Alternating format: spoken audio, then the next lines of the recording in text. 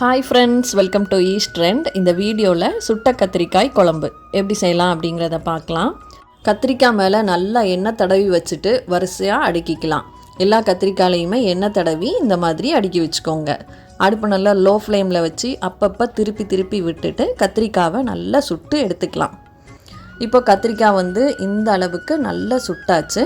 இப்போ இதை ஒரு பிளேட்டில் மாற்றி வச்சுட்டு அதே மாதிரி தக்காளியும் 3 தக்காளி எடுத்து எண்ணெய் தடவிட்டு அதே மாதிரி சுட்டு எடுத்துக்கலாம். திருப்பி விட்டுட்டு லோ ஃப்ளேமில் வச்சு தக்காளியும் ரெடி ஆயிடுச்சு. இப்போ அடுப்பை ஆஃப் பண்ணிக்கலாம்.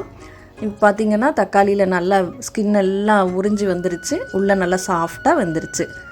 இது ரெண்டுமே நல்லா ஆறுனதுக்கப்புறமா கத்திரிக்காயில் உள்ள மேலுள்ள தொலியை நம்ம எடுத்துடலாம்.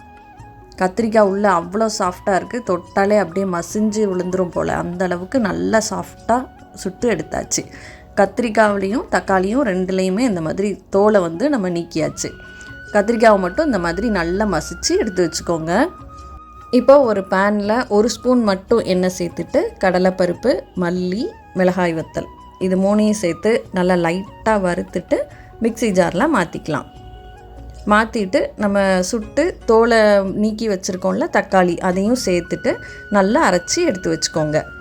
இப்போ அதே பேனில் கூட கொஞ்சம் எண்ணெய் சேர்த்துட்டு கடுகு, உளுத்தம் பருப்பு, கருவேப்பிலை, கட் பண்ணி வச்சுருந்த பெரிய வெங்காயம் எல்லாம் சேர்த்து காயப்பொடியும் 1 ஸ்பூன் சேர்த்து நல்லா வதக்கி விட்டுக்கலாம். வெங்காயம் நல்லா வதங்கினதுக்கப்புறமா நம்ம அரைச்சி வச்சுருந்த தக்காளி விழுது இருக்குல்ல, மல்லி, கடலைப்பருப்புலாம் சேர்த்து அரைச்சிருந்த தக்காளி விழுதை சேர்த்து வதக்கி விட்டுக்கலாம். எண்ணெயிலேயே இந்த தக்காளி விழுது கொஞ்சம் நல்லா வேகட்டும்.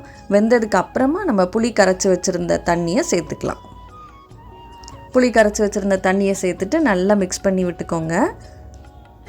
மிக்ஸ் பண்ணதுக்கப்புறமா நம்ம மசிச்சு வச்சுருந்த கத்திரிக்காயையும் சேர்த்து நல்லா கலந்து விட்டுக்கலாம்.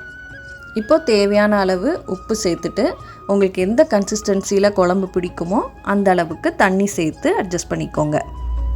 இப்போது எல்லாத்தையுமே நல்லா கலந்து விட்டுட்டு அடுப்பை லோ ஃப்ளேமில் ஒரு 10 மினிட்ஸ்க்கு கொதிக்க விட்டு ஆஃப் பண்ணிங்க அப்படின்னா ரொம்ப டேஸ்டியான சுட்ட கத்திரிக்காய் குழம்பு ரெடி.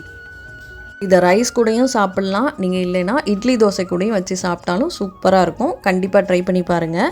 எப்படி இருந்தது அப்படிங்கிற உங்கள் ஃபீட்பேக்கை எனக்கு கமெண்ட் செக்ஷனில் சொல்லுங்கள். இந்த வீடியோ பிடிச்சிருக்கு அப்படின்னா கண்டிப்பாக நம்ம சேனலுக்கு சப்ஸ்கிரைப் பண்ணுங்கள்.